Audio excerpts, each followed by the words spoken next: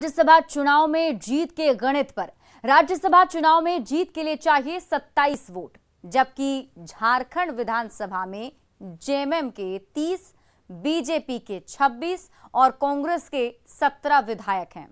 अगर आप संख्या बल के हिसाब से देखेंगे तो जेएमएम के पास सबसे ज्यादा संख्या है, यानी जेएमएम की जीत पक्की है।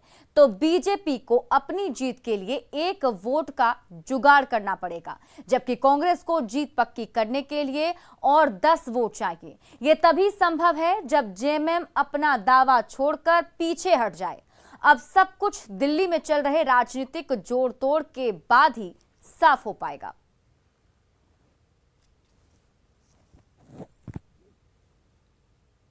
और कांग्रेस से राज्यसभा चुनाव को लेकर 3 नेताओं के नाम सामने आ रहे हैं, जिनमें हम आपको बता रहे हैं। पहला नाम है झारखंड कांग्रेस के पूर्व अध्यक्ष डॉक्टर अजय कुमार का, जो झारखंड से लोकसभा सदस्य भी रह चुके हैं और राष्ट्रीय राजनीति में कांग्रेस का जाना पहचाना चेहरा माने जाते हैं। वहीं दूसरा नाम है जाने माने शिक्षाविद गौरव वल्लभ का, जिन्हें अक्सर टीवी डिबेट में कांग्रेस का पक्ष रखते देखा जाता है। जबकि तीसरा नाम है रांची के पूर्व सांसद और पूर्व केंद्रीय मंत्री सुबोधकांत सहाय का। पिछला लोकसभा चुनाव हारने के बाद से वो उच्च सदन में अपने लिए मौका तलाश रहे थे। उन्हें सोनिया गांधी का भी करीबी माना जाता है। तो ये 3 नाम हैं जो भी रेस में आगे चल रहे हैं।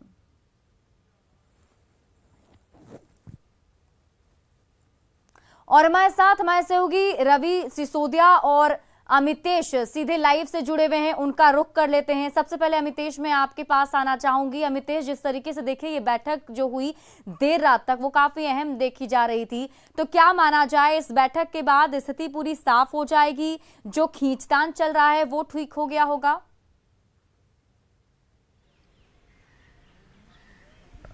जी हाँ, बिल्कुल। मुख्यमंत्री हेमंत सोरेन जब दिल्ली पहुंचे और उनकी सोनिया गांधी से मुलाकात हुई, करीब 1.5 घंटे तक मुलाकात रही। रात 9:30 बजे से रात 11 बजे तक मुख्यमंत्री हेमंत सोरेन 10 जनपद के अंदर रहे। साथ में कांग्रेस के राष्ट्रीय संगठन महासचिव केसी वेणुगोपाल भी मौजूद रहे। तो सोनिया गांधी के साथ जो उनकी बातचीत हुई, उसके बाद ही ये लगभग तय हो गया था कि कांग्रेस के पक्ष में पूरी चीजें जा रही हैं और मुख्यमंत्री हेमंत सोरेन इस बात के लिए राजी हो रहे हैं कि कांग्रेस को सीट दे दी जाए राज्यसभा की। जैसा आपने आंकड़ों का गणित बताया, उसके हिसाब से जेएमएम का ज्यादा कंफर्टेबल है, वहां उसकी राज्यसभा की सीट वो जीत सकती है। लेकिन चूंकि गठबंधन की सरकार है और कांग्रेस लगातार इस बात को कह रही है कि पिछली बार शिबू सोरेन को राज्यसभा का उम्मीदवार बनाया गया था, कांग्रेस ने समर्थन दिया था, तो इस बार कांग्रेस के खाते में ये सीट आनी चाहिए। निश्चित रूप से कांग्रेस की तरफ से ही बात कही जा रही थी और जो सूत्र बता रहे हैं और जिस तरह का संकेत कांग्रेस के झारखंड अध्यक्ष दे रहे हैं, उससे बिल्कुल साफ है कि बात बन गई है और इस बात का ऐलान आज कर दिया जाएगा। लेकिन अब तक जो भी बातें हैं कांग्रेस की तरफ से कही जा रही हैं,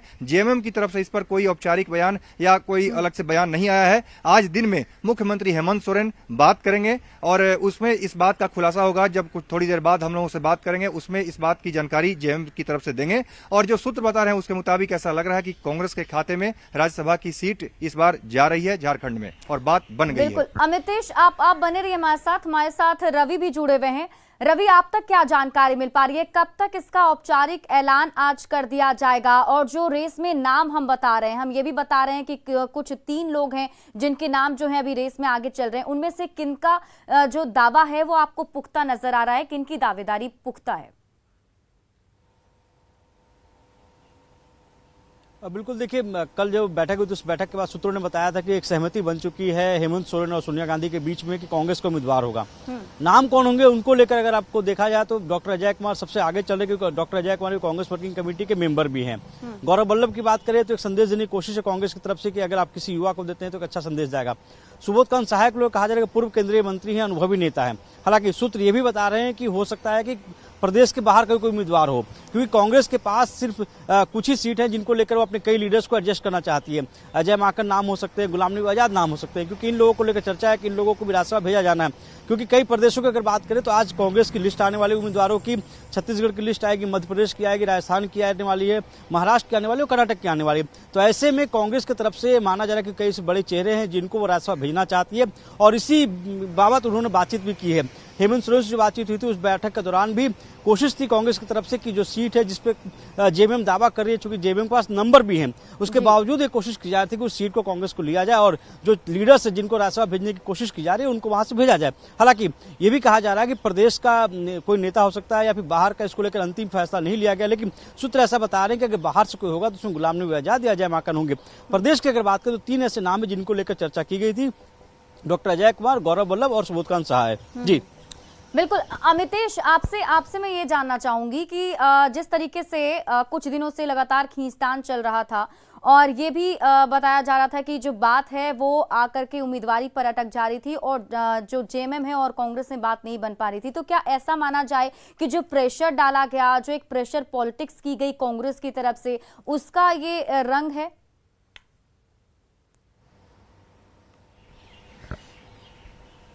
जी हाँ, बिल्कुल कांग्रेस लगातार इस बात के लिए दबाव बना रही थी। कांग्रेस लगातार कह रही थी कि पिछली बार चूंकि जेएमएम के खाते में सीट गई है तो इस बार हर हाल में कांग्रेस को मिलना चाहिए।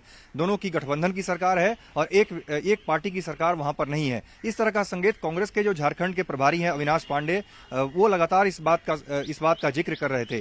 पिछले 1-2 महीना से देखें तो जब से अविनाश पांडे कांग्रेस के झारखंड के प्रभारी बने हैं तब से लगातार वहां पर संगठन में नई जान फूंकने की उनकी तरफ से कोशिश हो रही है। लगातार दौरा कर रहे हैं रांची का और उनकी तरफ से ये पूरी कोशिश है कि लगातार एक कोऑर्डिनेशन कमेटी बनाई जाए। जो अब तक कोऑर्डिनेशन कमेटी नहीं बनी है उसकी मांग वो कर चुके हैं। तो एक तरह से प्रेशर जरूर बनाया जा रहा था कांग्रेस की तरफ से और कांग्रेस के जितने भी झारखंड के नेता थे और प्रभारी चाहते थे कि एक बार कांग्रेस आलाकमान से यानी सोनिया गांधी से एक बार मुलाकात हेमंत सोरेन की हो जाए। जब हेमंत सोरेन की मुलाकात होगी तो निश्चित रूप से बात बन जाएगी। इस तरह की उम्मीद कांग्रेस के नेता कर रहे थे और वही हुआ। जब हेमंत सोरेन इस बात के लिए राजी हो गए, हेमंत सोरेन दिल्ली आए और उनकी मुलाकात जब सोनिया गांधी से चली, काफी लंबी बातचीत हुई, तो निश्चित रूप से उसमें बात का कोई न कोई निचोड़ निकलना ही था, कोई न कोई उसका समाधान होना ही था। और निश्चित रूप से सोनिया गांधी से मुलाकात का ही असर है कि हेमंत सोरेन इस बात के लिए राजी हो गए हैं और जो सूत्र बता रहे हैं उसके मुताबिक कांग्रेस के पाले में राज्यसभा की सीट जाती हुई दिख रही है। बिल्कुल, देखिए रवि, आप जरा इसको इस तरीके से समझाने की कोशिश करेंगे। बिल्कुल, बीते कुछ दिनों से अगर देखें तो झारखंड में खासतौर पर राजनीति जो है काफी ज्यादा गरमाई हुई है और सीएम हेमंत सोरेन पर भी कई सारे ऐसे जो मामले हैं, उन पर जो कुछ आरोप लगे हैं उस पर भी सुनवाई हो रही है। तो ऐसे में क्या माना जाए कि इन सब कुछ घटनाक्रम को देखने के बाद ही जेएमएम ने अपना दावा जो है वो छोड़ा है? क्या ये भी एक रीजन इसके पीछे? बिल्कुल, देखिए जिस तरह से मामले चल रहे हैं झारखंड में, उससे कहीं ना कहीं दोनों की, चाहे कांग्रेस की बात करें या जेएमएम की बात करें, दोनों की छवि खराब हो रही है क्योंकि प्रदेश में गठबंधन की सरकार है और ऐसे अगर मामले होते हैं तो ऐसे कहीं ना कहीं सवाल खड़े होते हैं। और इसी बाबत अगर आप देखें दोनों समीकरण को देखें तो पहले बिहार में कोशिश की जा रही थी कांग्रेस की तरफ से कि बिहार में आरजेडी की तरफ से वो बातचीत करो और राज्यसभा की सीट मांगे। बिहार में उन्हें मौका नहीं मिला, आरजेडी ने स्पष्ट कर दिया कि दोनों कैंडिडेट उनके होंगे। झारखंड में कोशिश की जा रही थी और कांग्रेस लीडर्स की तरफ से भी दबाव बना, अगर कांग्रेस जेएमएम के साथ खड़ी होती दिख रही है, जिस तरह के वहां पर करप्शन के मामले लगातार होते जा रहे हैं, आईएएस अधिकारियों को जिस तरह से वहां पर रेड हो रही है, तो उससे कहीं ना कहीं कांग्रेस की छवि भी खराब हो रही है। और ऐसे में अगर आप जेएमएम के साथ खड़े होते हैं तो उसकी कीमत उठानी होगी, क्योंकि अगर आप जेएमएम के साथ खड़े होते दिखते हैं तो कहीं ना कहीं छवि कांग्रेस की भी खराब हो रही है। और इसी बाबत अगर आपको उनके साथ खड़े होना है तो आपको अपनी बात रखनी होगी। और यही वजह है कि कांग्रेस पहले दिन से दावा कर रही थी कि इस बार राज्यसभा का जो सीट होगा उस सीट पर कांग्रेस पे अपना दावा ठोकेगी। हालांकि कल रांची में जो बैठक हुई थी उसमें जेएमएम ने अपना दावा ठोका था, लेकिन ये सूत्र ये बता रहे थे कि जब हेमंत सोरेन की सोनिया गांधी से मुलाकात होगी तो उस दौरान इस बात को उठाया जाएगा कि इस बात कांग्रेस की जो सीट है, राज्यसभा की जो सीट है वो कांग्रेस को दी जाए, क्योंकि जिस तरह के वहाँ हालात चल रहे हैं और ऐसे में एक नैतिक समर्थन भी कांग्रेस का रहा है। इस पूरे प्रकरण को अगर आप देखें पिछले दिनों में जो झारखंड में चला लगातार जो रेड होती रही थी और उसके बाद हेमंत सोरेन के नाम पे भी जिस तरह के मामले चल रहे हैं, तो उसके बावजूद भी कांग्रेस उनके साथ खड़ी होती दिखी है। तो एक तरह से दोनों के बीच में गठबंधन है और जो एक अंडरस्टैंडिंग और इसी अंडरस्टैंडिंग की वजह से जो बैठक हुई थी उस बैठक में सहमति बनी थी कि इस बार जेएमएम अपना दावा छोड़ेगी और कांग्रेस को राज्यसभा सीट देगी। बिल्कुल अमितेश, देखिए बहुत सारे ऐसे मामले, बहुत सारे ऐसे मुद्दे कभी कभी ऐसे सामने आ जाते हैं जिसमें दोनों के बीच में वो तालमेल दिखता हुआ नहीं आ रहा था और शायद इसी वजह से जनता के बीच में एक गलत मैसेज भी जा रहा था। जिस तरीके से बीते कुछ दिनों की अगर बात करें तो जितने भी कांग्रेस के विधायक हैं वो भी आरोप लगा रहे थे कि सही तरीके से उनकी बातें नहीं सुनी जाती हैं। तो क्या ये माना जाए कि राज्यसभा चुनाव में इस तरीके से तालमेल बिठाकर एक सही मैसेज देने की कोशिश है कि जो सरकार है उनके बीच में जो गठबंधन है वो सब कुछ सही चल रहा है?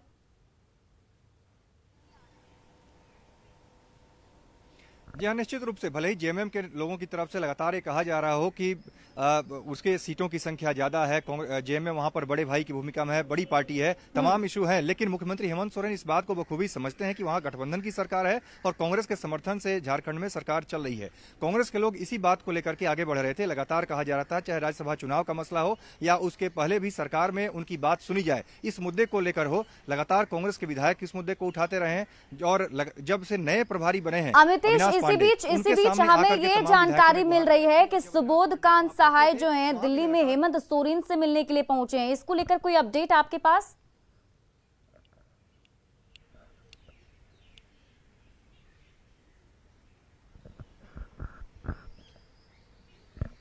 देखिए, मुख्यमंत्री हेमंत सोरेन से मिलने पहुंचे हैं, इस बारे में भी कोई जानकारी नहीं है, इस बारे में हम अभी पता करते हैं। लेकिन हाँ, निश्चित रूप से दिल्ली में सुबोध कांत सहाय हैं मौजूद, लगातार वो भी इस बारे में लॉबिंग कर रहे हैं। सभी लोग चाहते हैं कि उन्हें सीट मिले, चाहे सुबोध कांत सहाय हों, फुरकान अंसारी हों। इससे पहले राजेश ठाकुर प्रदेश अध्यक्ष भी दिल्ली पहुंचे हुए थे और जो बाहर के दूसरे लोग हैं, चाहे अजय माकन या गुलाम नबी आजाद, उनकी भी बात चल रही है। तो जो बाहर का अगर कोई व्यक्ति होगा या झारखंड का होगा, इसको लेकर के जरूर चर्चा है। जब राज्यसभा की सीट जो है कांग्रेस के पाले में चली गई है, उसके बाद बिल्कुल, मतलब हर कोई जो है अपनी अपनी दावेदारी जो है उसको सुनिश्चित करने के लिए मुलाकात कर रहे हैं और अपने हिसाब से जो कुछ हो रहा है वो करने की कोशिश कर पा रहे हैं। बहुत बहुत शुक्रिया तमाम जानकारी के लिए अमितेश और रवि आपका, जो आपने ये जानकारी